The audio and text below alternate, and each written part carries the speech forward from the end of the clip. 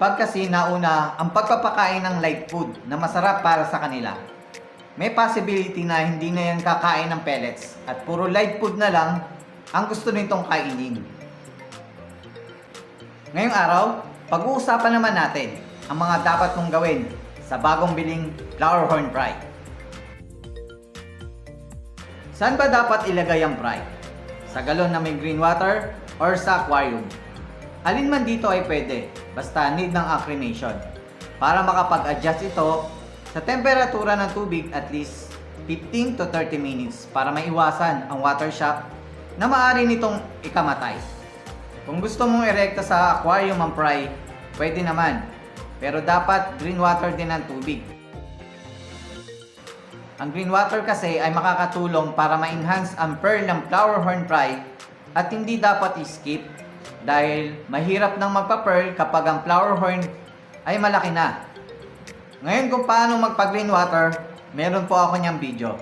Ilalagay ko po sa description below ang link ng video para hindi nyo nahanapin pa. Ang tanong, pwede na bang pakainin? Ang bagong biling fry or kahit malaking flower horn ay hindi mo na dapat pakainin within 36 hours. Ito ay para makapagpahinga at makapag-adjust ito sa bago nitong tirahan. Dahil sure, stress ito at hindi kakain ng maayos. May mga incident na ayaw kumain ng flower horn kahit 1 linggo na ang nakalipas.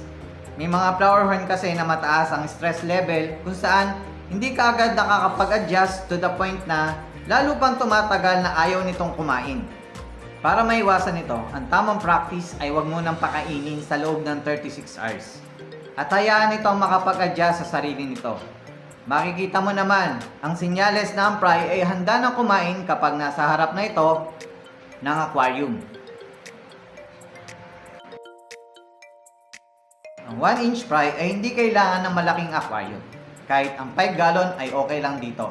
However, syempre lumalaki ito kaya kinakailangang ilipat sa mas malaking aquarium. Kaya through my experience, ilalagay ko ang fry sa 20 gallon na may divider. Hinahati ko muna sa maliit na portion kung saan nilalagay ko ang fry at inuusot ko na lang ang divider kapag nadagdagan na ang sukat ito para iwas sa stress. Kapag mas malaki kasi ang aquarium, nagtatago ang fry sa isang sulok na malayo sa harap ng aquarium or comfort zone na nagiging maling attitude nito. Magiging dahilan para magtago ito kapag papakainin na at lalabas lang ito kapag wala ka na sa harap ng aquarium. Isa pang paniniwala ng iba na kapag mas malaki ang aquarium, nauuna ang growth development o yung paglaki ng katawan at mabagal naman ang cock development which is possible na mangyari. Lalo na kung mas marami ang pinapakain at walang tamang diet.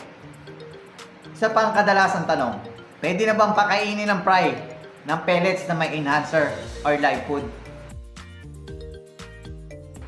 After 36 hours, subukan pakainin ng fry pero isang medium pellets lang. Ito ay para sa tamang disiplina sa pagkain. Ipapakita mo muna ang pellets para malaman niyang kakain na siya at para malaman ng flower horn mo na ikaw na ang bagong magpapakain at aasahang magpapakain sa kanya sa susunod. Sa unang 3 araw, ganito ang gagawin mo. After 3 days, pwede mo nang unti-unting dagdagan ang pagkain nito. Di baling lagi itong mukhang gutom. At least, hindi ito maselan sa pagkain or mahirap pakainin. Actually, ang konting pagkain ay hindi talaga sapat. Ganun pa man, dito mo siya masasanay ng tamang disiplina sa pagkain.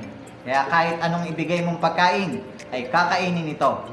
Katulad na lang ng pellets na may halong enhancer.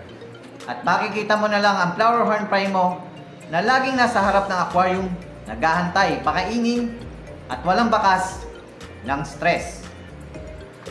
May mga flower horn fry kasi na ayaw na may enhancer dahil hindi nila gusto yung lasa. Pero dahil gutom ito, no choice sila kundi kainin ito.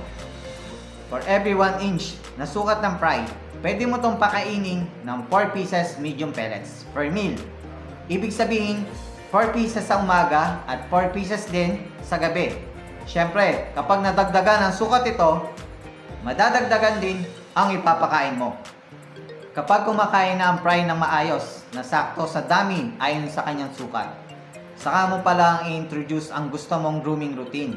Pwedeng pakainin ng pure pellets lang, pwedeng may enhancer or live food. Pag kasi nauna ang pagpapakain ng live food na masarap para sa kanila, may possibility na hindi na yan kakain ng pellets at puro live food na lang ang gusto nitong kainin. Ngayon sa tamang pagpapakain ng pellets na may halong enhancer, meron po ako niyang video. Lalagay ko po sa description below ang link ng video para hindi nyo na rin hanapin.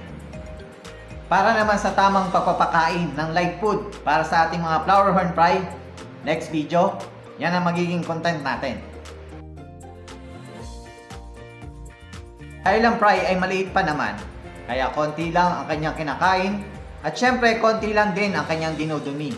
Hindi pa kinakailangan ng madalas na pag-water change, nasa green water man ito o nasa clear water. Sa unang 2 linggo, ang magandang schedule ng kanyang water change. Ito ay para hindi siya mabulabog sa kanyang adjustment period at para mapil niya ang safe sa sarili niyang teritoryo at maiwasan ang stress. The more kasi na may ginagalaw ka sa aquarium, katulad na lang ng aquarium setup, filtration, o kahit simpleng pag-water change ay magdudulot sa flower horn mo ng stress, lalo na kung bagong bili ito. Kaya iwasan muna ang masyadong exposure at saka mo na lapit-lapitan ng flower horn mo kapag tuluyan na itong nakapag-adjust sa bago nitong aquarium. Kaya kung hanap mo ay dagdag na impormasyon, dito ka lang sa Flower Horn Newbie TV at siguradong marami kang matututunan. Kaya paki-like, subscribe, share, and hit the notification bell para updated ka.